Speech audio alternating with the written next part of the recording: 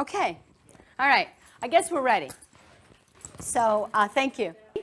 All right. So what I want to at first talk about is how I got into the path, because I realized I'm 27 years in it.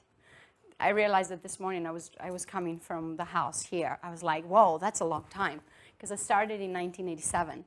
And when I went to my first time in India, I had no idea that I would be up here teaching, which I've been doing for the past 20 years, teaching about the chakras and even being connected to the Jyotish energy.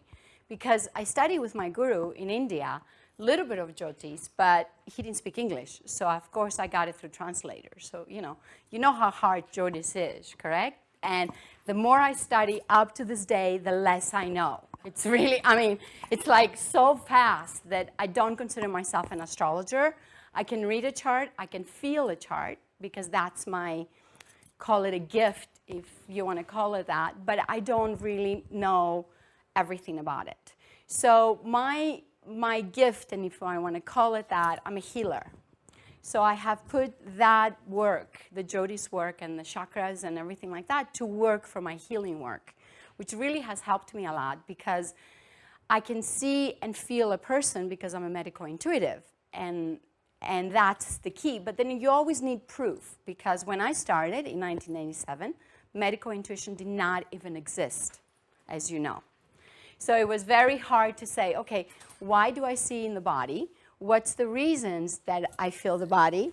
And the answer came in 93 through meditation. And that's the key.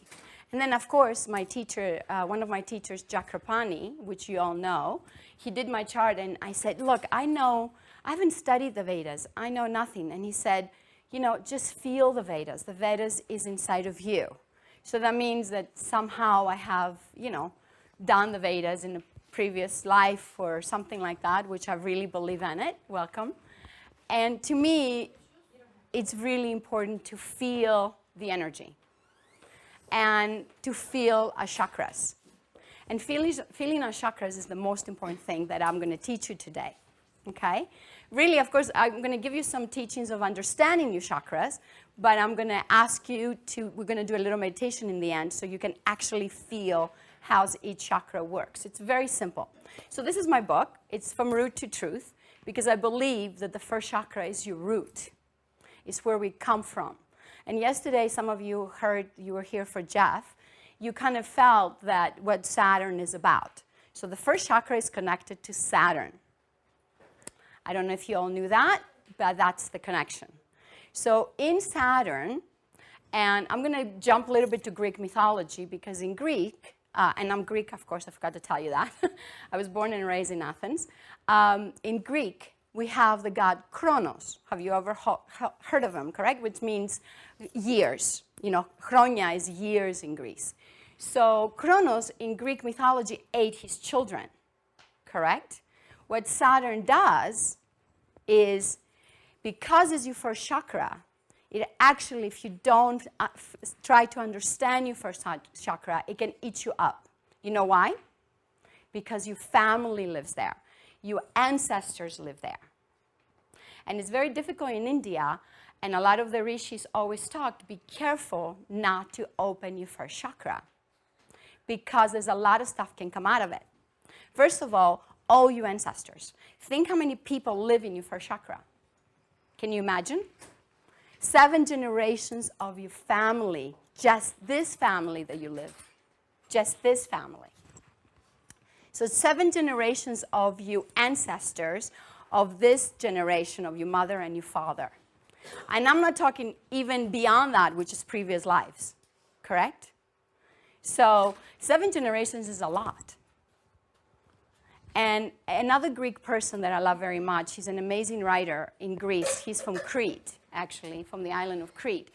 He said, when you cry, your ancestors cry. Or when your ancestors cry, you cry because you feel them.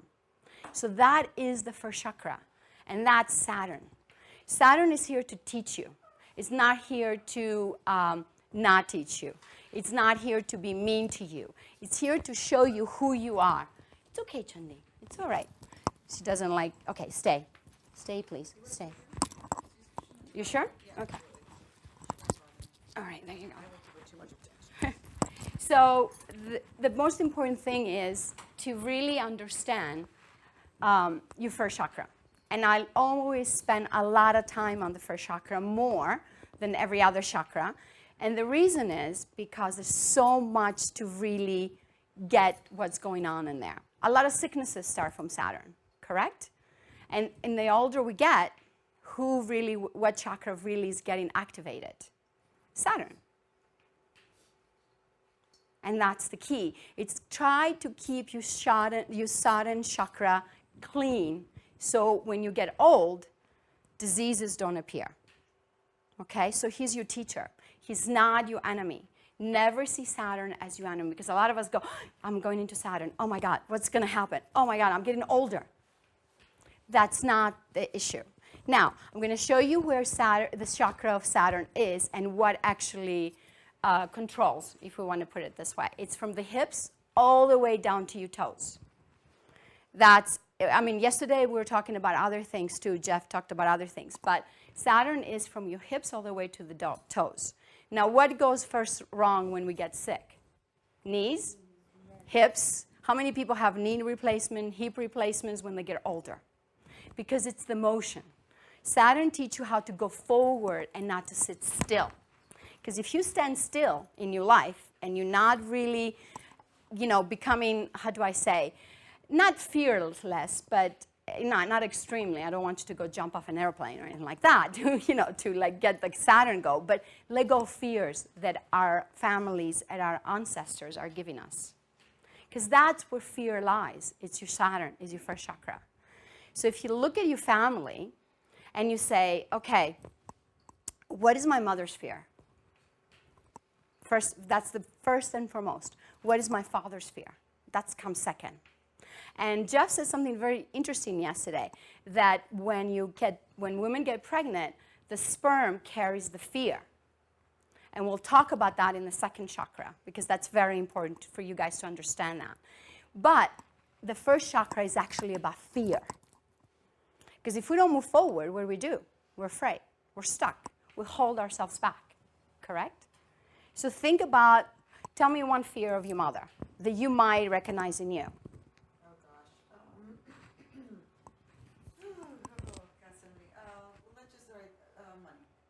Money. Money is very, very powerful place that is actually held in the chakra of Saturn, of the first chakra. Because if we don't move forward and say, oh, I have to pay my bills, what are you going to do? You're never going to pay your bills. And if you're afraid you're never going to have money, you're never going to have money. And I tell you one little secret on the first chakra, because I believe that I live my life through the chakras, which is very interesting. In '87, I lost everything. I lost $500,000. I got a divorce. I feel like universe said, okay, let's clean you up now, and I'll see where we're going to take you with this. Since very young, I had intuition. My grandmother was very much an intuitive. We come from the part of the Turkey that's called Izmir, and there the women are very famous for being very psychic, and you know that because there are a couple Turkish people here. Thank you for coming. It's great for me to connect Greece and Turkey. Yeah, it's powerful. And so my grandmother comes from there, and she was born actually from a family that it was in Turkey many, many, many years, and then she was born on the boat coming from Turkey to Greece, So they're all really intuitive. My family has that. My mother is amazing with dreams. Amazing. I mean, her dreams she will have a dream and it will come true within the next 3 days. It's so powerful. But when I was young, I can read, the cards, and in Greece we do, and in Turkey we do reading the Greek coffee or the Turkish coffee, and we can really feel things, But when I was younger. So I can read actually even tarot cards or playing cards when I was 9 years old for fun. But I had no idea because I got married and I wanted to do a typical life like we all do, which is get married, have a car, have a house, have children, which I didn't, and I'll tell you about that when we get to the second chakra. And then live a typical normal life. Money, which was very important at the time, driving a crazy car like a Porsche when I was 16, all this crazy abundant stuff. they took everything away from me, everything. I lived in New York with $20 for the month, okay? Which that was the money for me to eat in 1987. And at the time, of course, no one it was there to help you in this path because we didn't have the books, we didn't have the knowledge, we had to research, correct? Well, as they took everything away from me, they gave me things. You know, they brought things in. They brought gurus, they brought books. Books like Yogananda's book was thrown on my head in a bookstore in New York, correct? And then it was Muktananda. So all this stuff happened. But when you lose everything, what happens to Saturn? It eats you up. It's the old Greek mythology. Saturn eats his children. So I could have been actually stayed poor if I didn't have the strength, because the fear of money, because I don't come from a wealthy family in Greece. I come from an average family. Or give up. But I didn't. Because you know, they brought me that work. They brought me meditation. That was the key. So as they brought meditation in my life, I started researching, you know? And I tell you, my first meditation, it was so horrible. Oh my God. I went and sat to a lady. I went to a lady to do a tarot card reading in 1987 in DC. And she says, oh, come for meditation. I was like, wow, they're going to be a bunch of people smoking pot and doing drugs, and they're going to be a bunch of hippies. That was my idea of meditation, correct? In 87, come on, you have no idea. You don't know. That was my first acknowledgement of meditation. But something was saying, go. Just go. Don't worry about it. So I drove 45 minutes, and I get there. The first meditation, it was horrible. The second, it was as horrible as the first. The third started getting better, and then I started having visions. At the time when I started having vision, I was like, oh my God, am I crazy? Because again, I'm a person that comes from marriage, fashion industry, wealth, all this stuff, to the other extreme of losing everything and then figuring out, who am I? Correct? So it was very difficult. And I told the teacher in the class that day, I said, can you please before I tell you what I felt and what I saw, call the crazy hospital, bring a jacket, and then I'll tell you. Because I thought I was crazy. I thought I was making it up. I thought I was losing it. And the teacher said, Zephy, no, this is the truth. We do, in meditation, we do get visions. And you really need to start grounding those energies and understanding who you are. Now, this teacher was amazing. She had cancer, and her whole body was full of it. And she healed it in 38 days. She brought it down to this. All her organs were moved except her heart. So I realized that the medical intuition that I got, it came from there. So they brought me into the right energies, into the right people, into the right path. But I was open. I had really understand my Saturn. If I didn't understand my Saturn, I didn't know about Saturn then, of course, because that came into my life in 95, this work.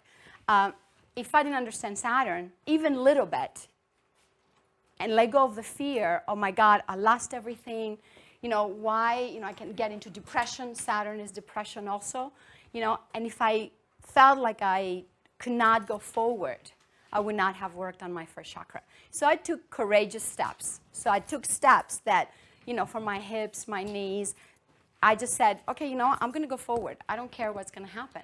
I still was in New York with $20. And then, of course, someone came into my life and they took me to South Beach, Miami, when the fashion industry was very big at the time, and I worked there. But then it got, no matter what, I never stopped meditating to 93 that I moved here in Sedona. So I've been a Sedonite for a very long time. I'm not a woo-woo Sedonite. I'm a very grounded Sedona person, but I do have woo-woo experiences because that's the way it is. I mean, and I don't want to call them woo-woo because I respect spirit. And to me, spirit is inside of you all the way through. If you do have visions and you only stay here in the upper chakras, then you actually will lose your mind. But if you ground those energies all the way down to your feet, you will never lose your mind. You know, like Jeff was saying something yesterday about, what did he call us? He gave us a name. Had something about woo-woos. Do you remember? He said something, and yeah, I don't remember. He said something very funny. So about Sedona people. So, so the work of Saturn is very, very important. So remember, in the Greek mythology, they say that Kronos ate his children. In the Hindu tradition, they're actually saying if you do not, be careful when you open up your first chakra because it might eat you also because of all your ancestors. Okay? So imagine how many people live in your chakra. First of all, it's 7 generations, as we said earlier. I'm just kind of repeating things for the people that came in. So 7 generations. That is within your family lineage. Correct? With your mother and your father and the lineage they bring in. And then, that's not your sexual chakra. So if you all had complex that that's the sexual chakra, it's not. That is only where it's the entering point. The sexual chakra is on the second, okay? Because a lot of people say to me, oh, everybody believes that the first chakra is the sexual. It's not. So if you know a little bit more, thank you for you guys shaking your head, because a lot of people freak out on me, like, you know, the old tradition, like, oh, no, the first is the sexual. No, that's the entering point. Now, that's where the karma comes in, okay? Because and I'm going to go a little bit into the words like yoni and lingam. Do you understand those words, everybody? Okay, so when the lingam enters the yoni, what happens? That's the entering point. When it reaches, the end of the lingam actually reaches the uterus of a woman, that's when the sperm comes out. That's where fear is in. Because, and thanks for some of the men that have been here, and I hope you don't misunderstand what I'm saying, but the sperm carries a lot of energy. A lot of energy. And of course, it carries also the stress of what people gone through the whole day. So that it goes into the body and that enters the woman's womb, and then we get a baby. We create a baby, correct? But the sperm is the most important thing, and that's why in the second chakra, in the Hindu tradition, we call it Shukram, which is the male god. It's not Venus. It's a male god, and it controls the sperm. Correct? But in everybody else, we think Venus, Aphrodite, and all the goddess. But it's connection. It's connection to the sperm and to the goddess, because that's where creation happens. So any questions on the first chakra before I go to the second? No? You guys have a feeling about what I'm saying? Yes, I'm not going to go into you mean the first, absolutely, and Dr. Frawley says that. Yeah, I don't really, I'm not going to go so much into, I can go through Dr. Frawley stuff if you guys are interested, I read it out, but I really focus on the planet, because for me, the planet is the most important thing that we need to really shift and change, but I can go and I can give it to you, I have that, I study Dr. Frawley, you know, a little bit, so I can give you that information also. So, so you're okay with the first chakra? Yes. I was just wondering, were you just, because I thought you were starting on the second with the lingam and the... Yeah. Oh, okay. That's how I went to the second, but I just realized if you guys had any problem with, do you need to ask me anything about the lingam? About the first? About the entering point? No, but I was just getting that you were starting with the second. Yeah, I was. Yeah. That's why I went from the, you know, the lingam, the entering point, to the... Oh, I see. Okay, the lingam into the yoni goes into the second, because the lingam reaches at one point, which is our uterus, correct? And it stops there. And then that's when the sperm comes out. Sorry to go into those details, but, you know, that's the truth. I can't really... So all that stuff gets influenced for us. It's really influences. Even how it enters and gets influenced, correct? That's why we're having people having... when they get abused, that's another subject, but it's a very big point at that to understand why we got abused as women and why the men actually felt to do that. It's just all, it's another goddess topic. I'm not going to go into that. So now we're going to go into the second. So we enter that, and there's 2 people live there. Only. You, the female, and the male. Your relationship. Second chakra is about creation and relationship. And the reason I'm talking about people is for you a little bit to understand what is happening in your bodies. Okay. Now, the only thing I forgot is that the color of the first chakra, well, he put never. So, well, you saw it. It doesn't matter. It's no big deal. I'm not going to worry about computers and stuff like that. It's too complicated. It's too complicated for me. I'll just let it go. So, yeah. Is it here? Okay. There you go. Do I close the door now? You guys okay? Okay, because it's getting a little bit chilly. So the color of Saturn is red. Okay? And just wanted to let you know very quickly, a little key. If you really want to work on Saturn, you work on Saturdays, because that's its day. And even the most important thing is you can even wear red socks, because that grounds the energy of the color. Color is very important in our bodies and in our healing techniques. If you know, it's really important. I work with color all the time, and I actually use a specific color coordination for people that come to me to heal themselves. And in different, I can talk with different diseases and different issues, and I use the sounds and the colors, the sounds of the color also in the meditation. So it's very important, color, but simple thing, just wear red.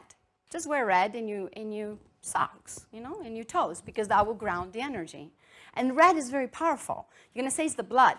It is, but it's earthly. It's earth. Red is earth. So grounding the energy is very important. And I will teach you that in meditation. We'll do a little meditation, how to ground your energies. Okay, the second chakra, it was from the lingam to the yoni and then the sperm, correct? I'm going to go back into it. 2 people live there. You male and female. We all have it. We all have, on our right is our male, and on our left is our female. So that's why you see, have you ever seen or noticed Shiva and Parvati? Shiva is on the right, and Parvati is on the left, correct? If you know a little bit about that tradition. Do you know a little bit about the Hindu tradition? I'm asking you in the center. Okay, good. Okay, so there's a representation, and that creates Shakti. Okay, that's the Shakti energy. It's in our second. So orange is the color of the second chakra. Now, so as you can see, I do have a combination of orange and red today, because I was like, what do I wear? I love red. But then let's talk about creation a little bit. Creation is mother. It's the Mother Earth, correct? We walk on her. So even in the Greek mythology, Kronos made love to the mother, made love to the goddess on the earth. Yeah, as we call it. You guys know Yeah. Have you heard of her in Greek mythology? What would be the American term? Yeah, I think we have one. But anyway, I'll call her Mother Earth, so it's better. So that's what she made love. That's how they made love. That's Shiva and Parvati also. The spirit and earth. Because Parvati, what's her story? She came from earthly people. She came from a male and female mother on this earth. And then Shiva was God. But then she became even as powerful as Shiva, and even, I can say a little bit stronger than Shiva, because she killed the demon, correct? Which is our negative ego, which is our negative side of ourselves, our dark side, which in the second chakra is very important. First and second, the most very important for you guys to understand your dark side. Your dark side is the most important thing in this path. And your dark side is what? Your negative thoughts, your negative emotions, stuff that you carry from your families, correct? And that is in the first and second. Now, if someone in the family had an abortion, I'm just saying that as an example, you guys might feel it 3 generations down. Have you heard how the DNA actually says if there's a sickness in the family, in 4th generation, it might show up down in the 7th generation or in the 5th generation? Why you think that is? Because we carry that energy. And you never know where this sickness is going to actually show up, in which person. Because you can say, my mother had the sickness, or she had the abortion, but it shows up in your child, or even in their child.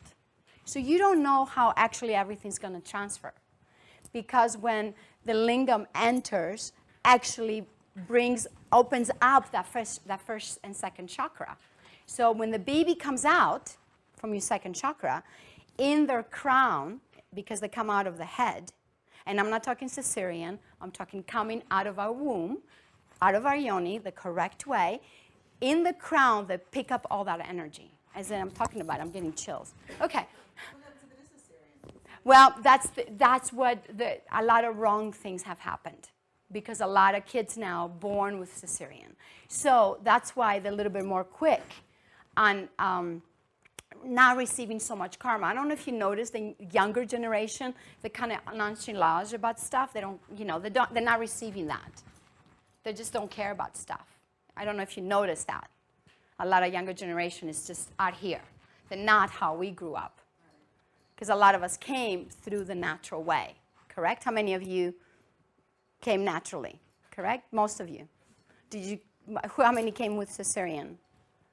Okay. Did you, you came with cesarean? No, I made a cesarean. Our kids. Oh, your kids came with cesarean. Because, yeah, in Europe now, it's the easiest thing. Okay, the doctor says, because he wants to get paid, he wants to have free time, you're going to have the baby at 9 o'clock, so I'll be there, you be there, and let's have a baby. So the natural process we lost it. And then that's how the women's actually chakras open, the first and second, is by bringing a baby through her first chakra. That's why the crown, you know that, the baby spot bends. It's very soft, bends like that, and it comes through. And then the Egyptians, you know what they did? They always kept that spot soft. They shaved the heads, and they used castor oil for this spot to always stay soft so they can receive information after they were born. So they had that hat. You remember that hat? Some Egyptians have, the pharaohs and they have a hat. The reason they had that is to protect it. But they always use castor oil so this place can stay soft since birth. Because they believe this is where we receive information. This is where the truth is, as I say in my book, correct? And this is our root. So we need to root the truth. That's the key. If we don't root the truth, we're not doing anything. If we live in our upper chakras, forget it. We actually can lose it. We have to stay in the grounding chakras, first, second, third, and up. Now I'm going to tell you something about K2 and Rahu in the end that you guys are going to go, whoa. But I'm going to get there. So, second chakra. It's orange. You work it on Friday if you want to work it. If you want to work with that, because that's her day. Of course, you can work with the chakras every day, but that's the most powerful days. Which planet Venus. Okay? And remember, that's where you find balance, in your second chakra. You male and female finds balance in your second chakra, because that's creation. If you don't create, what happens? And I'm not talking just babies. I'm talking creation. Create your life. If your second chakra is not open, you will never create your life. Because again, it's blockage. So then what happens, the energy would leak, I call it leakage, from the second to the first, and then you lose it because it comes out of the first. So we need to contain our energies in each chakra, and that's the most powerful thing. You need to contain them. Now we're going to go into the third. The third is, what do you guys think it is? Solar plexus. Solar plexus. Okay, the color there is yellow. There's some confusion there. Some people say that's the sun. It's ruled by the sun. I say it's controlled by Jupiter. And the reason that I say that is because that's where our digestive system is. And Jupiter always gives us a little tummy, or we get a little bit fat when we get into Jupiter. Have you noticed that? Yeah, when I go into Jupiter, I gain weight. I mean, that's, even if it's my subdasha or if Jupiter goes through my first house, I gain the weight. And I gain it all in my stomach. But, as the gurus say, the tummy is wisdom. So might as well enjoy my tummy and have wisdom with it, correct? Because that's Jupiter. And what Jupiter does is self. It's I. It's actually our self-confidence. And Jupiter is about teaching us self-confidence about who we are. Correct? And it, like I said, it also controls our digestion. But the reason it controls our digestion is because this is the cutoff point of the lower chakras and the upper chakras. So if we don't digest the energies, not just food, if we don't digest the energies well, the chakras never will be open. The third, the second, and the first. They will stay, yes? Okay, if we don't digest the energies, because it is about digestion, okay, we will never actually digest the energies from spirit, from your crown chakra, because they will be blocked. It was stuck here. And I watch a lot of people in my work that this part of their body is cut off. So one part is here and the other one is here. So many times I have to bring it together, to push this energy together. Because people just say, I don't want to deal with my daily stuff. I don't want to deal with paying the bills. I don't like it either. I don't like to deal by doing things in my regular life. I just want to be here. This is fun. But then the body gets split. So the body is your temple. Why do you want your body to be split? You need to feel and understand everything that happens in your body. So this is your cutoff point. That's your third chakra. And the day is Thursday. And the color there, of course, as you can see there, is yellow. It's beautiful yellow color. And how many people here have problems with digestion? Okay, 1, 2, 3, okay. So what did you guys have found? Can you tell me what you have found when you have an issue with your digestion? Well, actually, my issue started after my pregnancies, and since then, I've been having a lot of acidity. I can't take caffeine and different things like that, and I found, like, even almonds, I'm not able to digest. Earlier, I had no problems, so it's a notice that I just... Okay. How did you give birth? Do you give through cesarean or natural? That's good. But my pregnancies were really tough. Difficult? I had hyperemesis where my body rejected Everything. everything. So since then, I've had this issue, but I'm still happy with it. Yeah, you're dealing with it. Well, I will give you a technique how to start actually working to push that energy down. Because there was something at the time, and I'm not going to do any emotional, because, we work on the emotional body also. I'm not going to talk about that, but there's something emotionally was happening at the time. Because they say, about allergies, do you know the joke? The more you're allergic to something, the more you crave it. That's exactly what they say about allergies. So if you're allergic to something, you're going to want it because the body wants it. Okay? So to let go of allergies, because it's an emotional issue, we got to tap into the emotional issue. So there was some emotional stuff was going for you at the time, maybe. How many pregnancies do you have? 2. And it happened in both of them or from the second? Both? Was the same thing, but my, the whole acidity thing started after the first pregnancy. After the first pregnancy. Okay. Anybody else that want to share digestion? I think mine came from generations back. Mm-hmm. I've had it all the time. I've always Since you were born. aware of it, and astrologically, my Virgo is. So you brought it in from there to clear it. Right. Exactly. That's what happens, Or even in the pregnancy situation, maybe the souls came in and they said, we don't want to deal with that because we're very grounded, we're very there. So let mom take the issue. Sometimes that happens. So anybody else wants to share a digestion problem? Who was one more person? No? Okay. So everything happens from emotion, correct? So again, I'm going to stretch that. If you don't clear your third chakra, your second chakra, and your first chakra, that's where all your emotions lie, you can never really open up your chakras, ever.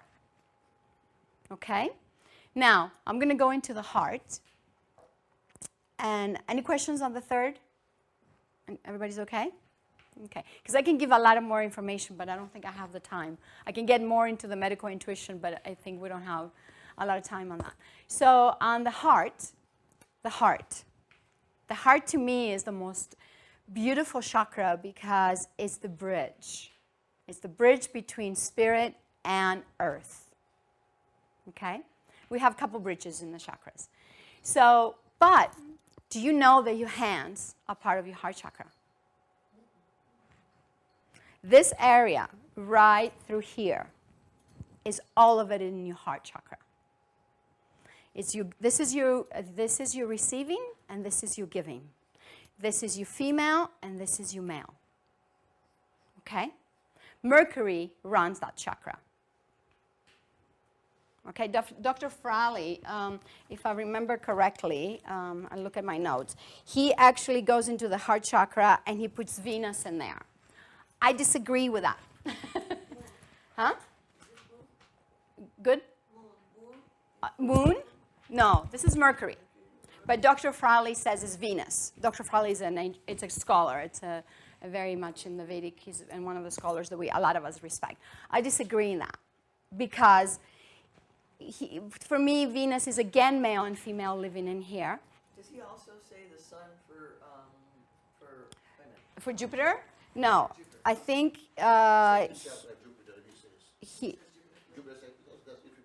Jupiter is in the second. Yeah. He says Jupiter. Sorry, I forgot about that. It's Jupiter on the second. Yeah. Exactly.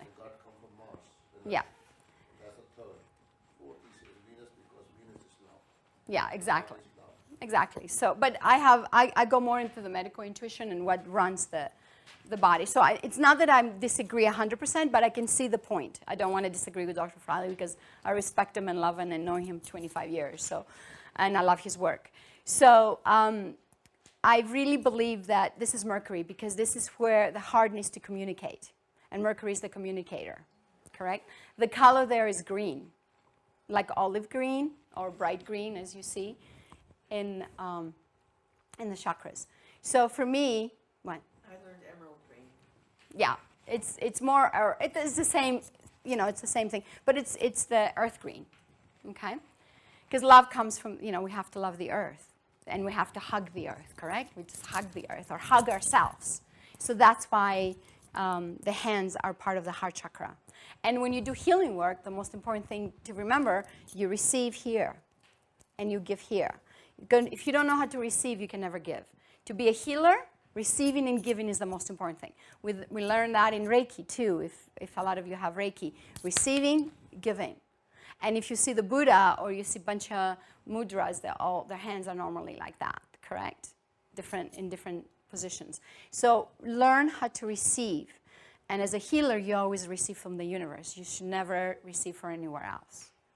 I mean, you should receive from people, but if you don't know how to receive yourself and understand what you're receiving from the universe, you can never give it.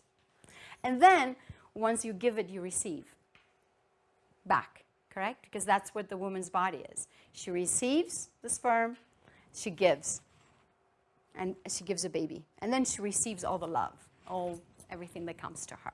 So we are the earth girls. No matter how you figure it out, we are the earth. And they are the sun. The males are the sun because they only can shine on us constantly. And that's the support we need. We need to be shined on so we can have the support to do what we need to do as females. And that's what the mother does, correct? What does she do? She receives the sun, and then she gives birth to beautiful greenery, to beautiful flowers, to the how you say, animals, to everything that we see, she gives it. But she's constantly has sun on her, which is Shiva, correct? So really think about that when you balance in your male and female within yourself and in your relationships. We cannot get away from men. We love them. We have to understand how much they're there for us to shine on us. Because most of you are girls in here, so 2 men. I have to honor you guys as much as I can because a lot of people, we got into the path of the goddess now, and everybody says, the goddess, the goddess, the goddess. What happened to the god? The god is important. If the sun doesn't shine on you, if Shiva is not there for you, or for us, for all of us, there's no way we can survive, correct? They're the sperm. Without the sperm, we can't give birth. So we cannot, we have to heal our heart. That's why I get into that point of healing the heart. And male needs to heal how female feels about saying, oh, I'm a feminist and I need to bring my bra and I need to take a masculine side to be like the man and get paid like the man. I don't care about that. I don't want to get paid like the man. Let them do the work. That's fine for me. You know what I mean? I love sitting around and receiving. No, and I don't mean it, I'm not meaning to take it to the point that I want to find a rich man to marry. That's not what I'm talking about.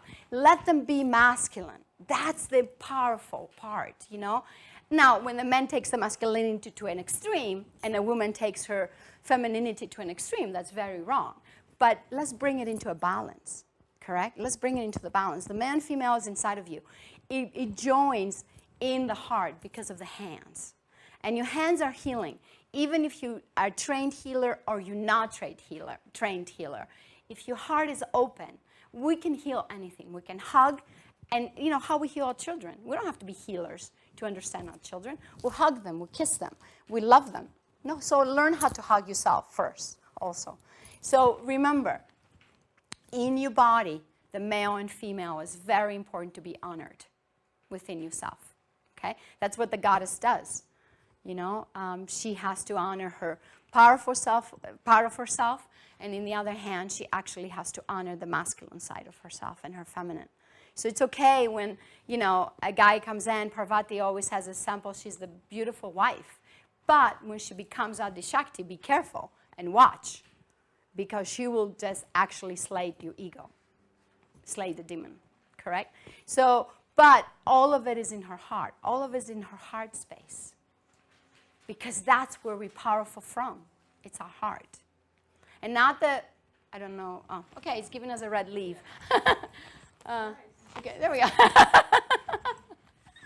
Yeah, I don't know what my computer will do, so I'm not a computer person. So anyway, so it's very important in your heart to open it up, to release all the negativity, to release all the negative emotions, and really, really connect with the earth, you know, the mother.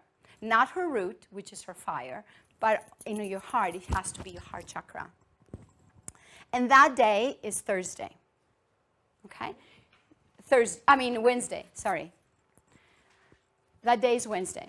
So Mercury it's a Wednesday, it rules by, it rules Wednesday, the god Mercury, and it's also communication.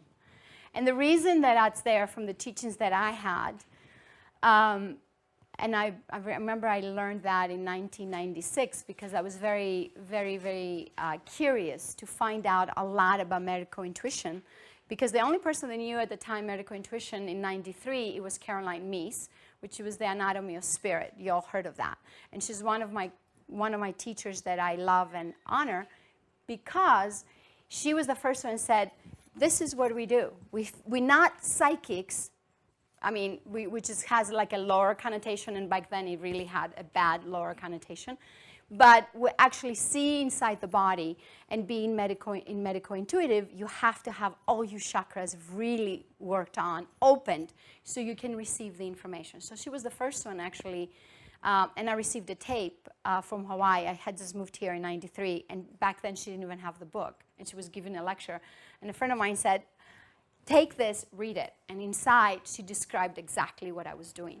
And I had no idea in 93. I had no idea that I was a medical intuitive, that I was going to teach meditation, that I'm going to be here with you guys today. So I feel very honored for that.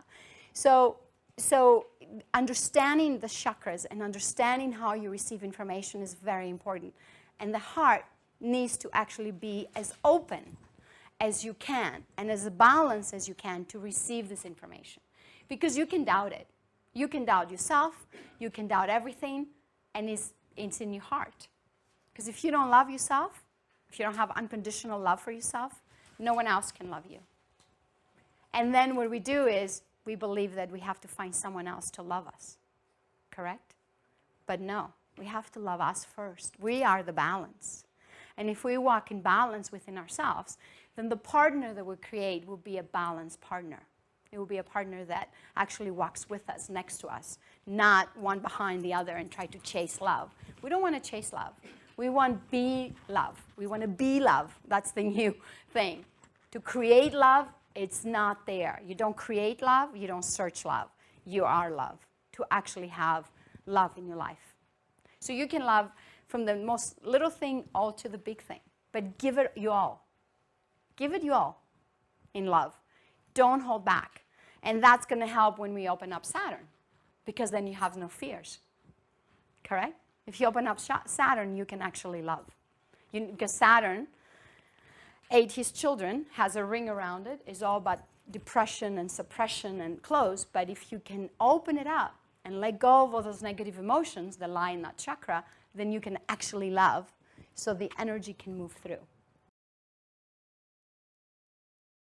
To the 5th chakra, and that's Mars. And I will explain why Mars, okay? And David Frawley, if I remember correctly, he has the throat as Mercury, because that's communication. But I will say that we have a bridge, another bridge, as I told you earlier, you know, the bridge from here to the 1st chakra. We have another bridge.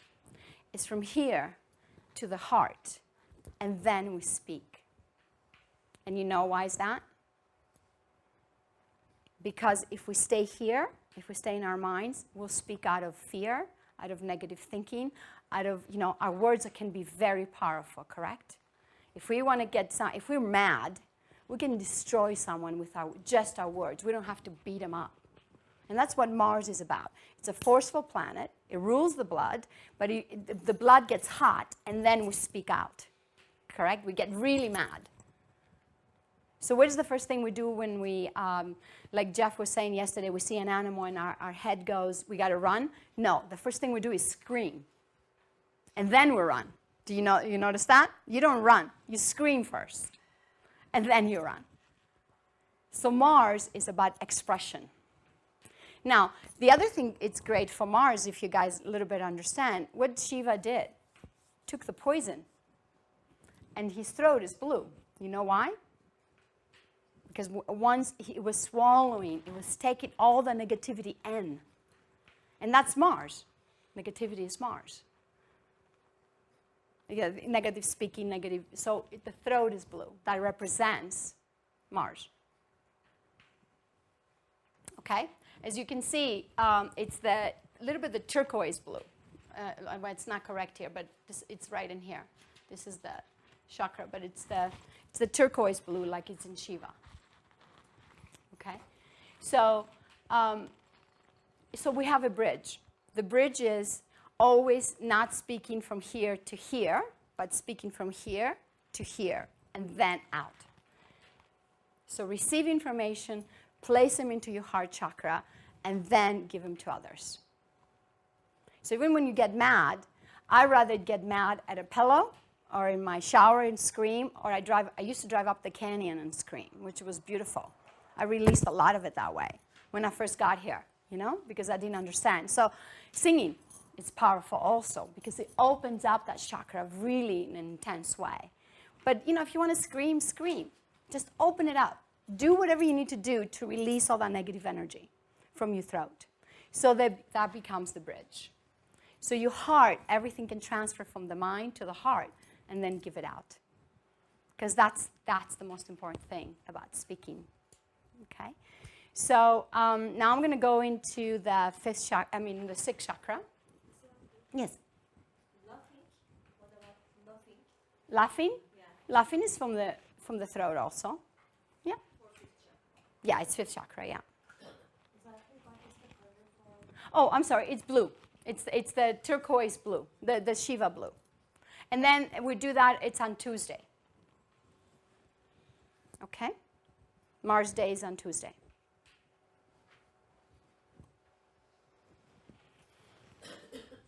And they say pretty much in India, don't fly on Tuesdays. Have you heard that before, correct?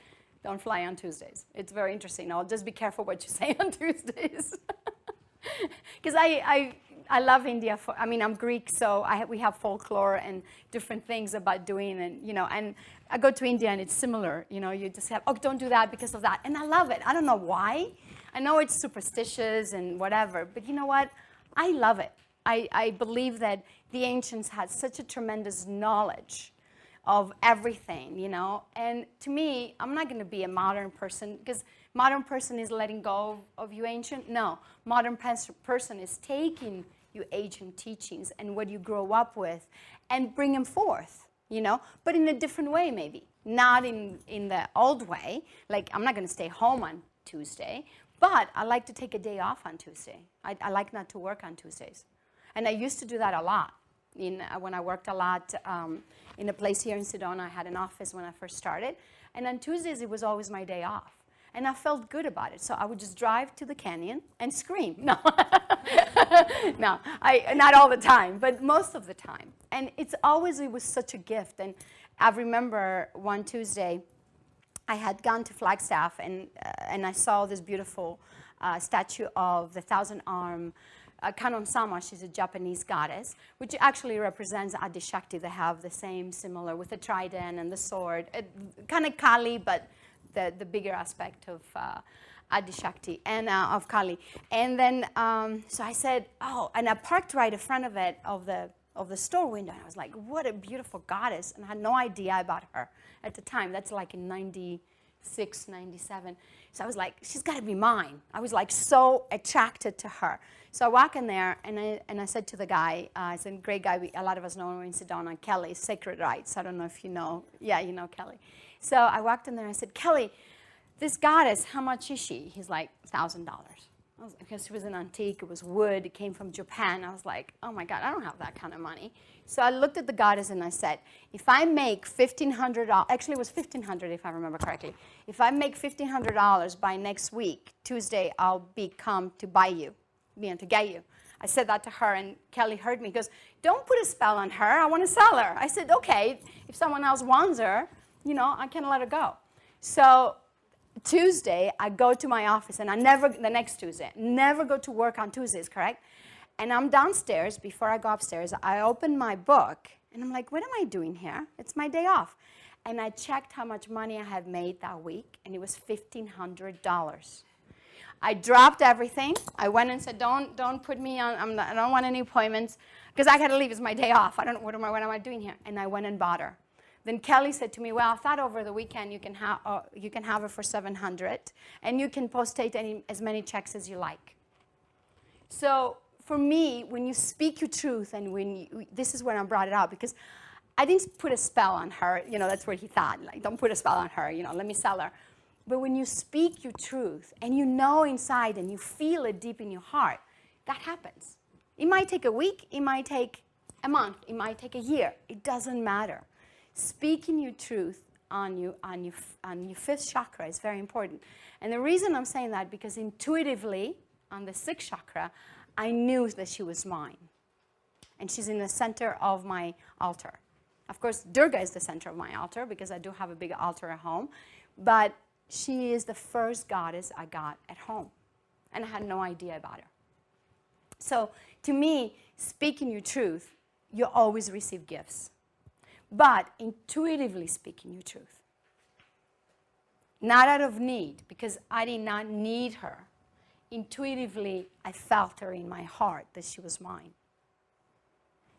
And getting it for half price, it was perfect, and posted a bunch of checks. And I had made the money, correct? So speak it. Speak what you want. Speak your truth. Write it down. Your intuitions are very important. The first 30 seconds of your intuition is the truth. Do you know that? The first 30 seconds. After that, the mind goes in there, analyzes, gets all the, as I call it, I'm not going to say that word. I call it the mind, chatter, okay? Because the mind gives us all this stuff. And what do you do with all this stuff when the mind sits and analyzes stuff? That's why we can't meditate. Because the mind will say, okay, I have to go shopping. Okay, you sit in meditation, and I got to go shopping. And then you go, I have to buy this, and this, and this, and this. And then I got to do that, and then I got to do that. And then I got to look at the list. And instead of saying, I'm just going to go shopping. Can you do that? If we do that, then we can meditate. Because what happens is you focus on only shopping, not analyzing the shopping list. And it's okay to honor that thought, but not sit and analyze it. Honor your thought, even in meditation. Because a lot of us have a very hard time meditating, correct? Some of us, it takes us longer than others. Some of us do it a little bit quickly. So my first 3 times, it was horrible. I told you that when I began. It was the most horrible 3 times. I couldn't even sit still. And it was an hour that we had to still. The third one, I actually was drooling. I came out of meditation like that, drooling, literally drooling. And I had the vision. I mean, before the drooling. So and it was just because I totally surrendered to that meditation. But before, it was my mind saying, okay, what I'm going to do with this, and I was going through so much because I had lost everything. I was analyzing my life, and I was saying how I'm going to find money to pay for this, and that just ruins your meditation. That makes you really, not really feeling it. Because then you sit still. You can sit for an hour, but if you analyze it, you're not making anything. So honor the thought that comes in. Say thank you to the thought, and then let it go. Your meditation will come stronger and stronger. And you should do that as long as you can.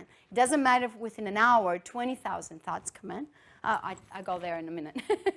You see, there you go. Instead of focusing, you're over here. So focus. Meditation is focus. Bring yourself back. And the ancients say that you need to meditate as old as you are. Now, if you're 20 years old, you meditate for 20 minutes. Is it 30 minutes? Okay, I'm getting there. You need to meditate. If you're 30 years old, you meditate for 30. If you're 50, you meditate for 50. If you're 60, for 60. And, because each minute represents your life, your year of your life. So you heal. In meditation, you heal. So that minute, within that minute, correct meditation, you can actually heal yourself. Okay? Do you have to meditate like 60 minutes, or can you split it? Like 30 minutes in the morning? That's a little bit Western for me. But if that's okay for you, do it. Do 30 minutes and 30 minutes, But normally, they say bring them all together. To do it all together. If you're 60, you should do 60 minutes. Now, that's ruled by the moon. Okay, and I think David, at this point, he has moon and sun there. And I know why he does that. Because sun is the crown chakra. Okay, this is where we receive information. And the crown chakra is the sun. Anything I didn't say about, the color. The color in the fifth chakra is blue. Okay, and there is a major beautiful meditation that Muktananda always taught. You all heard of Muktananda, correct? He talked about the blue pearl meditation, which is a very powerful meditation to do. You realize that there's a little bit, your pituitary gland.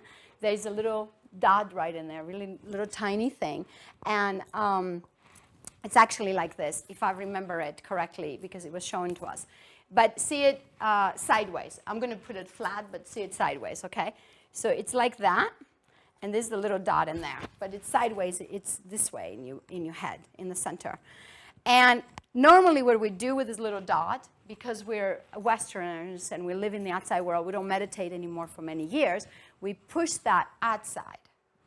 So it's like reading and wanting to get information through TV. It's always outside. We look outside. But with this one, what you need to do is push it back. So when you become an advanced meditator, you can actually focus on that chakra, on your sixth chakra, and visualize that little dot, which is in the center of your head, and push it back.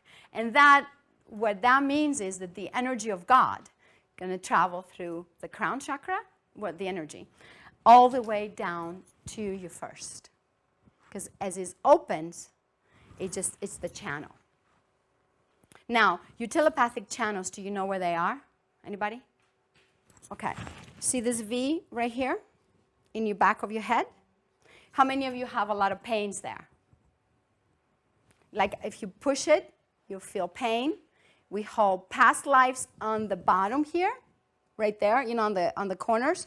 We hold the past lives, and in the center, we hold our telepathic nerve. And a lot of people always have this area very tight because the energy, again, it doesn't go all the way down. So now I'm going to go into do we say the color? Yes. In the crown chakra is ruled by the sun. The color there, the energy is indigo. A lot of people think that's white, but it's actually indigo. I know. She's shaking her head. Indigo I learned for The third chakra. no, this chakra. The third eye chakra. Yes, yes, I know. Yeah. And this is supposed to be light amethyst and white light. Yeah. Well, I I'll teach you about the white light in a second. Okay, so because any questions so far on the chakras? Do you guys have a feeling about them a little bit? Now, my book goes a little bit in more details on it if you want it, and it's a little workbook. I'll tell you about it. But the most important thing is, and I'm not going to have time to go to this, but what I'm going to say about this is the cycles of life, okay? Chakras actually move through this cycle, the cycles of life. So 0 to 7 is the moon chakra, which is very important for children. And when we do predictions on children, we never do their charts between 0 to 7. Because we allow that to be who they are. And we can do like a little bit like an abhishekam, or I think, what is the age that they shave their heads normally in India? The first year or the third year, exactly. Because then they have received all this information. They want to take the hair out because the hair is your antennas also. So they take all this hair, and because they're clearing the karma from previous lives. So we never read charts. I would never look at a chart of a child that's 0 to 7. I would take it to a priest if he needs to do an abhishekam or something like that, and let the priest take care of it and do whatever to do. But we don't do remedies for children. Okay? Now, and I'm just going to go to tell you all this very quickly, and then you guys, and because I put it here anyway. So the birth is 0 to 7, and it's moon. 8 to 14 is Mercury. Very intense, because that's when people learn expression. We don't need that anymore. That's when people need expression. Okay. Just turn it off. And that's where they learn expression, correct? In the first 7 years, what do? The paint, they need to be creative. They don't put kids to study from 0 to 7. Let them be creative. That's moon. That's what creation. This is the third eye. The third eye needs to open, and for them to have that information come in. So I would recommend for kids to learn after 7, because that's where they learn. That's where Mercury's in, and that's of course Sarasvati also. So that's when they take the children to Sarasvati around 7 years old, correct? Because Sarasvati, you know, the goddess Sarasvati, she's the wisdom and the knowledge and the creation. And what they do is they do pujas on their tongue. And they give them, they speak mantras, and they do this beautiful, I've seen it. I've been part of it in Mogambica, which is the most beautiful temple for me, for Sarasvati, in India, in the south. Anyway, so then from up to 14, that's when they're learning. 14 to 21 is Venus, and that's where all the fluids and the kids want to learn a little bit about sexuality. So you know how that happens in teenagers. That's the age, 14 to 21. And then, I have the older ages. Just give me 1 second. And then from 21 to 28 is Sun. The Sun chakra rule works. So each those years that I'm saying, it's a little bit similar to the dashas. You guys familiar with the dashas on the Vedic astrology a little bit? It's similar to that, but I cannot, right now I'm not going to have the time to put it all together. But I'm just giving you that for maybe the next time, because it takes longer. Then we have age to 28 to 35, which is, again, the Sun chakra, because as you know, the Sun, it's a longer cycle. And then 35 to 42 also, it's a Sun chakra. And then 42 to 49, and now there's this, so from here to here, to 49, we're in the Sun. From 28 to 49, we're in the Sun chakra. So that's where we become in our heads. That's where we stay and analyzing and do the business. And, you know, we just have finished college and we want to learn, and just, it's a constant learning time.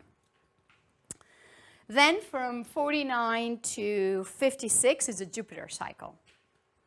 Okay? So a lot of our digestion problems will start at that time when we get older. And if we have a weak chakra, we get, if the Jupiter is weak, we get sick there. So all of them, when they're running, if we get sick in those ages, it's because we haven't worked on those chakras. Okay? Then we're going to go into Saturn, which is from 56 to 63. Okay? And then it will continue 63 to 70. So remember, before you get there, because none of you are there yet, 70 years old yet, correct? I don't feel it. Even if you are, you don't look it. Work on the first chakra. It's very important. Work on the first chakra. Try to clear it. And the most important thing with the first chakra is write it.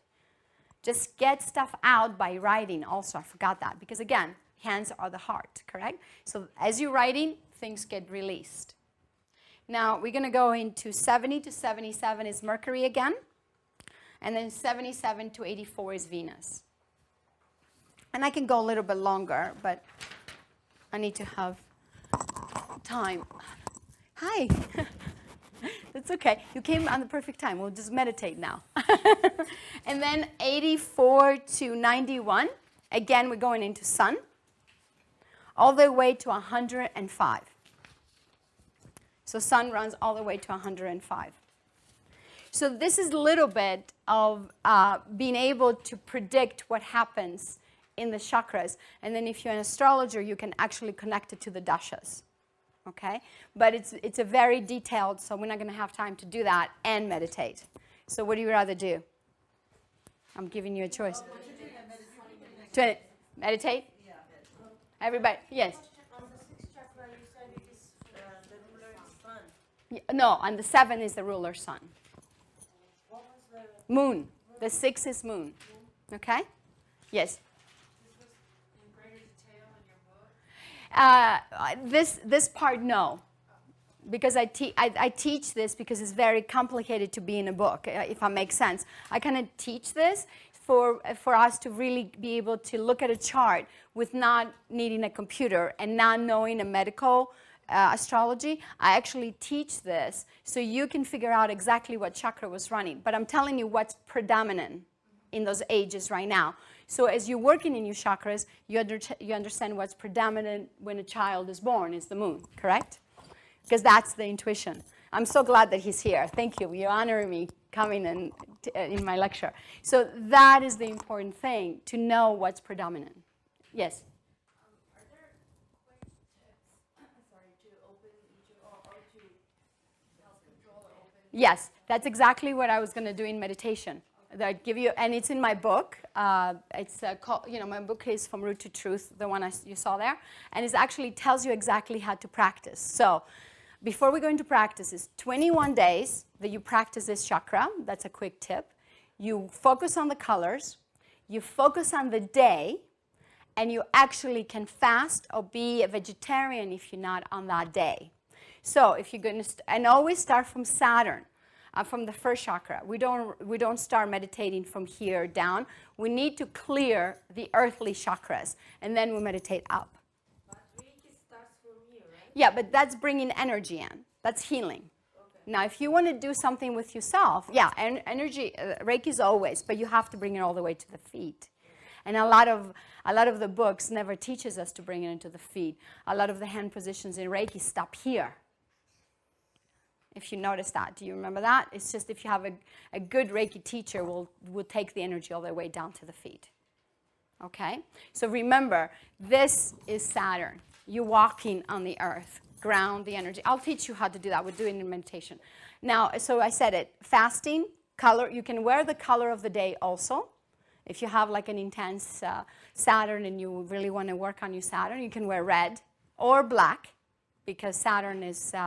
Subramanian actually is black, but I will wear red just to enhance the chakra. Then you can wear each chakra. You can wear the colors of that day, or even put undergarments that have those colors if you don't want to wear them outside. Okay. So red is so much fun. I have always my students buy socks and even underwear. I tell them everybody to go buy socks. Because they're like, how can I do it? How can I be in it? Just go wear socks. And they will remind you the color, on Saturday or for the 21 days that you working on the chakras. Now, the most important thing that you need to do is remember the 21 days, 18 to 21 days in any work that you do in the spiritual path. It's the time that they're going to say to you, oh, come on, go back. Oh, you've done it enough. You get bored. It's 21 days of this thing. That is when you need to push it, and you take it to the 28th day. And then that's the shift. You know how they say, the modern people say, if you sleep in one side of the bed, just just change the habit and go into the other? And how many of us always goes to this, to the original side? Does that make sense? Or if you wear a watch, they tell you to fix your brain by changing where you wear your watch. But then it's common to watch it, even if you wear it here, to go here. Because that's normal. That's what our brain is doing. So you need to shift that. But you need to go past the 21 days. And that's what the book is about. Okay?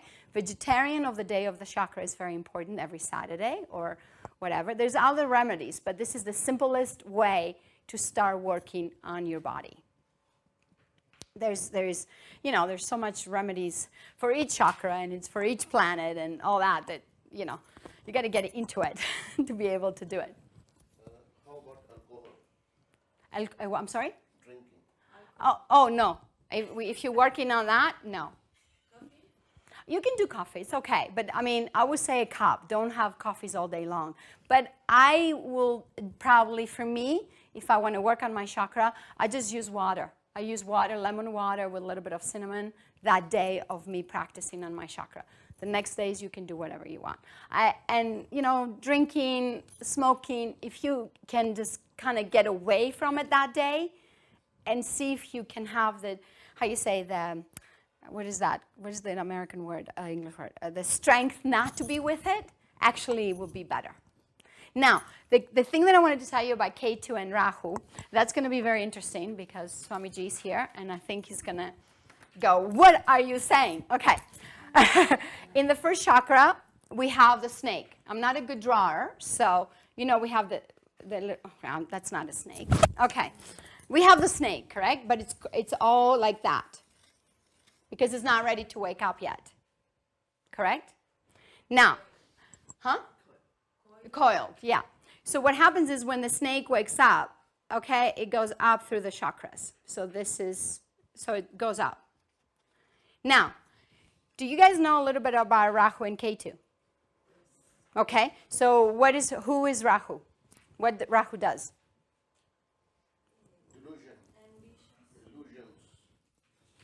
Okay, and he has no body. Okay, only head. So this is Rahu, correct? Now K2, what does K2 do? K2 is headless. So this is Rahu. How you spell Rahu? I forgot. H. Oh God, my head stopped. And then K2. Sorry, I'm Greek and I don't even spell well. That's okay. All right, so this is K2. So for me, K2 rules the first 3 chakras because they're hidden. We don't see them. I know you might not agree, but I'm going to go there. So it's hidden. We don't see them. Okay? And K2 is hidden. Rahu is pretty much in our head. So remember when I told you earlier that we cut our bodies in the middle? So when we cut our bodies in the middle, that's how K2 and Rahu runs. Now, if we bring our bodies connected, from the 3rd chakra, everything down is connected to the top, then Rahu and K2 works together perfectly. So if you really want to raise your Kundalini, remember this. Don't ever cut yourself here. Always work on the first chakras. Now, the Sivites do an extreme thing. They actually break the first chakra, correct? They do. And some of the males, because they're more males, they do extremely things. Like they will lift their legs up and they will bounce down. A lot of Westerners try to do that. They have broken legs. I know many of them. The other most extreme thing they do, the Shivites, and you guys can see them on YouTube and stuff like that. It's not something that I'm not. They take the lingam and twist it and someone stepping on it so that can crack that first chakra. There's extreme measures. I don't want you to go there. But if you work on your 1st, 2nd, and 3rd, then this energy will run so much better. And you're never going to burn your Kundalini. Never. Because all the emotions that you have cut in those 1st, 2nd, and 3rd, it will be cleared. That's how we burn our Kundalini. I think Jeff talked a lot about that yesterday. You burn your Kundalini when you still have unresolved issues in you, like his grandfather was smoking, drinking, blah, blah, blah, correct? If you have unresolved issues, then that's exactly what happens. You cut your body in half, and the Kundalini will never rise. There's no judgment if we drink, smoke. I've done it too. I never smoked. But I've done my share of drinking when I was 27. And I drank so bad one day that I said, because I was in the fashion industry owning the club, and I was like, I woke up and I didn't remember anything. And I said, what am I doing? I woke up, and back then I hadn't even started meditating. I looked at myself in the mirror, and I was like, what am I doing? I'm going to die. I'm going to be found dead in somewhere. And that was it. I stopped it. But I had the experience of extreme drinking and not remembering. And if I tell you how much I had, you guys are going to laugh. 3/4 of a bottle of tequila by myself. I slept for 3 days. Didn't remember what I did. Threw up the whole time. Hey, that was enough for me to understand drinking. Excuse me. But I was 27. I had to go through that. It's okay. And if I can talk about it, it's because I have worked on it. I have no shame of my drinking at the time. I might did it once or twice, but it's okay. Because we learn how to be and honoring our bodies as a temple. We can be born as a temple, but we don't have that knowledge, correct? We have to get to that knowledge. So experience your life, if you have. Do not feel ashamed of it. Clear it on your first, second, and third. Don't hold shame, negativity, analyzing yourself, judging yourself. Let go of that. Oh, 10 minutes? So then I'm not going to have time for the meditation. All right, so let's meditate. So I just love talking about this because it's so important for you guys to be able to clear yourself. And my book tells you how exactly to do it, okay? Do you have any questions for me? Do you agree with that or disagree? It's okay? Okay. When you said you were extreme drinking, are you in Rahu and K2? No, I was in Mercury. I haven't gone to Rahu. I think I was born into Rahu, I think, if I remember correctly. But I'm just in K2 right now, and I'm coming out of it, right? By April 2016, I'll be out of K2. It makes sense whatever you said. In the Vedic text also is when you protect your Kundalini, always it helps you to grow more better. Yeah. And many people ask me this also when we do the yajnas, should we stop the alcohol, what are the things what we need to do, and if you want to, fundamentally, if you want to know exactly when you're doing some sadhana, you're not supposed to sleep on the bed also. Yeah, that's true. No comfort Whatsoever. So Yeah. then you get the more authentic result. But in the modern world, we cannot say if don't sleep on the bed, the next day nobody will call us. You're absolutely right. So, we have to watch our, daily routine also. So, there are some other ways to work around. But see, the thing is when you go to a doctor, and doctor tells you to take the medication in such a way, and no doctor, I will take the medication with the alcohol, without the water, he won't say no to you. But it's our own judgment.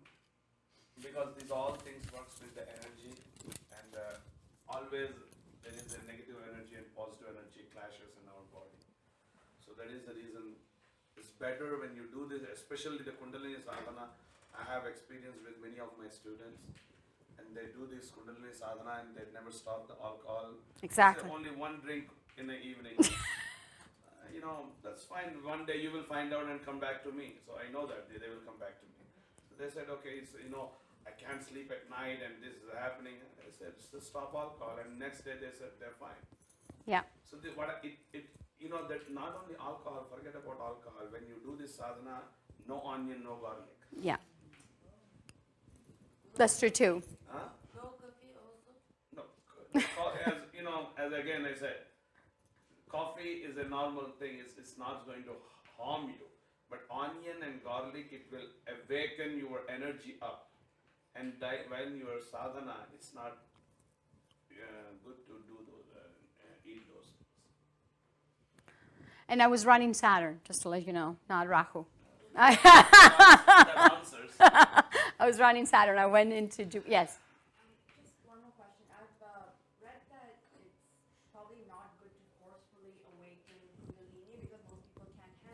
I agree. So, in some ways, I'm very interested in all of these chakras and helping heal my body, but I'm also sometimes afraid of, I don't want to move too fast, maybe go at a natural pace. That's why I do it so simply. This is just a little bit advanced that I told you about K2 and Rahu, because everybody says to me, where's those planets lie? But I'm not suggesting, even in my book, we're not suggesting about opening any of your Kundalini energy. I'm suggesting for you to clean your energy.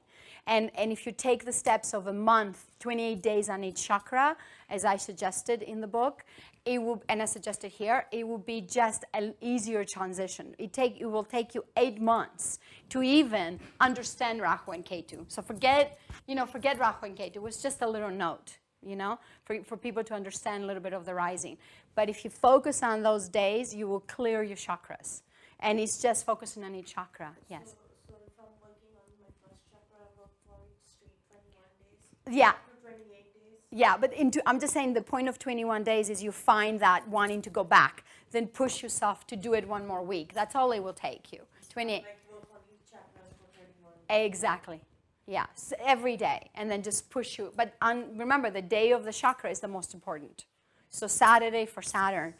How can we isolate a chakra, one chakra? Because when you meditate, Well, you have to go. Absolutely. This is the key. And what I'm going to teach you now is the first chakra, because we're not going to have time to do the rest of them in the meditation. And I will teach you for a second, 5 minutes, how to bring the white light in. So let's just take deep breaths. 5 extra minutes.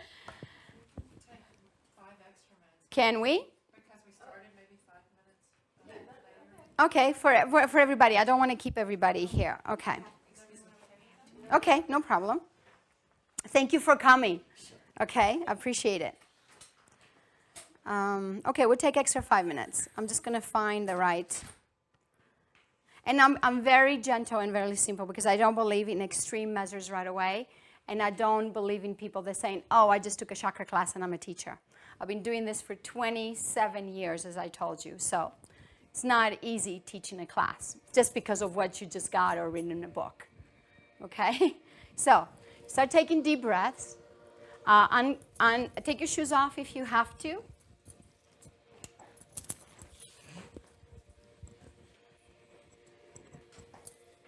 And put your hands in your, uncross your legs, not to be crossed. That's very important also. And if you're in the bottom, if you're sitting on the chair, I don't want the legs crossed. If you're sitting like that, it's fine. So just breathe and relax. Close your eyes. I hope you can hear it. Now your breaths should be as deep as you possibly can get them. So you inhale from the nose, exhale from the mouth. And feel the in-breath all the way down to your first chakra if you can. And I'm going to count 10 breaths.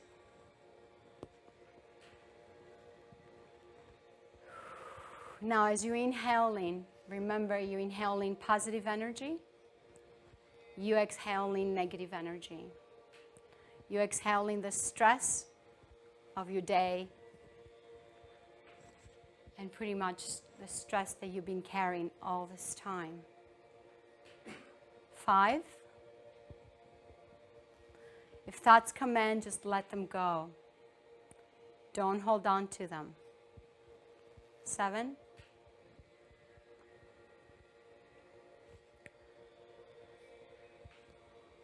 8.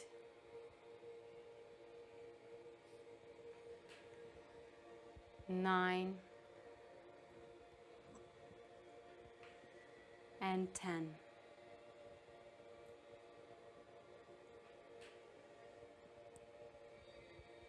Now just get into your breathe a little bit naturally, the normal way. If you're yawning, just know you're readjusting the energy in your body. That's what yawning means, specific when you meditate.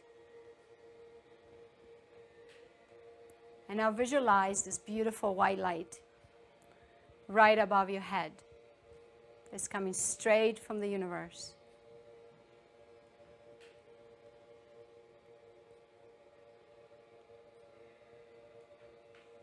And it comes and sits in your crown chakra, actually in the back where the bindu is.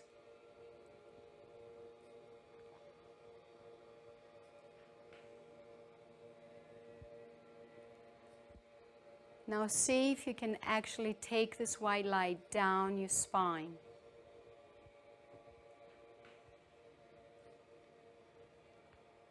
Try to make this white light as wide as possible, like a telephone pole.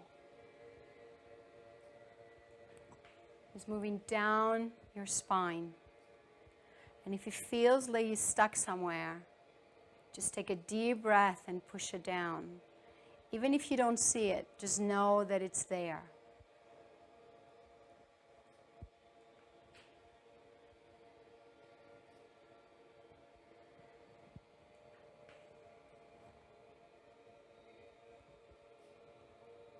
Now take it down all the way to the coccyx.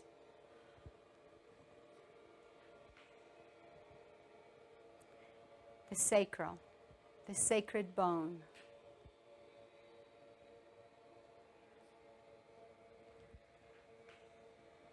And if you're stuck somewhere again, just give it a deep breath.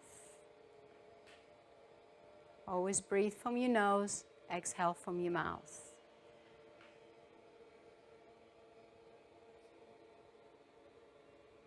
Now visualize this white light from your coccyx is going down to the earth, to the center, to her fire.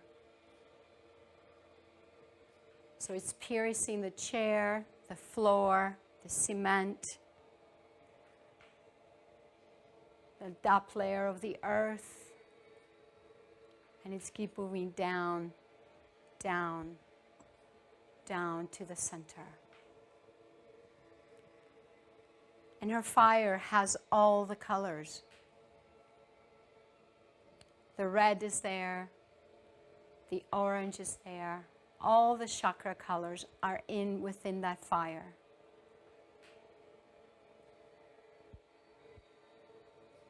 And make it a huge anchor, like a ship.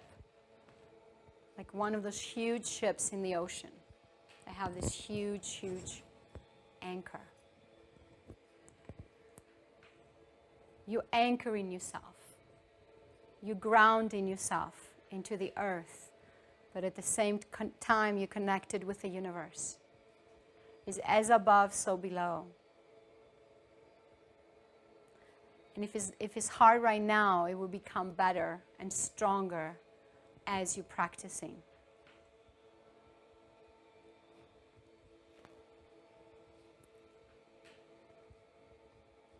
Now bring the focus in your first chakra, which is from your bottom of your feet all the way to the hips.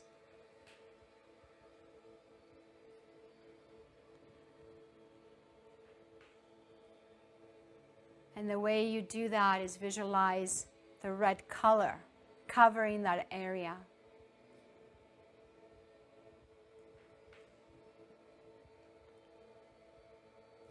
The red should be bright. It should be vibrant.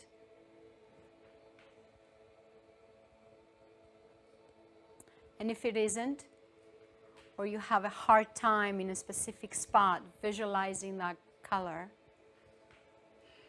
that means there's an issue there. So with patience and focus, that area also will get bright. But at the same time, ask that area, what's the emotion behind it? If your knees having an issue and the right doesn't go there, ask to give you a word or a feeling or an emotion.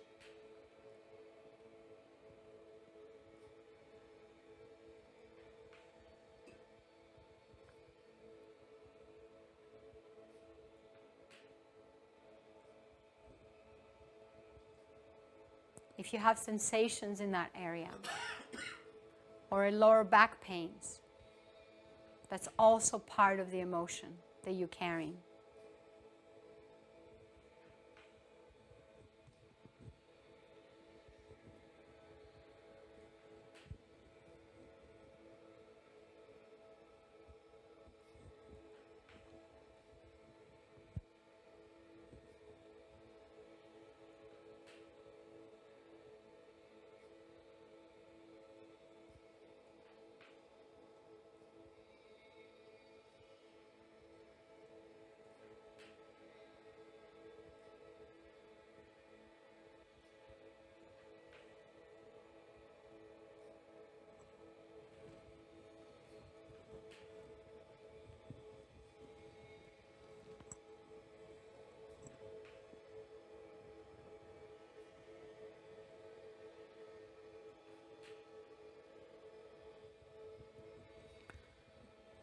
Now take a deep breath, as deep as you can, and slowly bring yourselves back.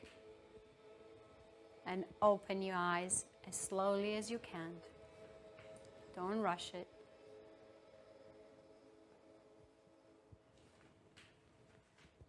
Anybody felt anything? Anybody wants to talk about anything on the first chakra?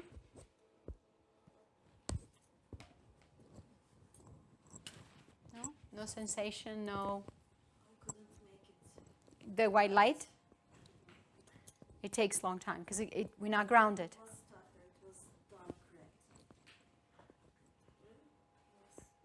Okay, so that means you need to work it. Did you ask what is the emotion behind the dark red?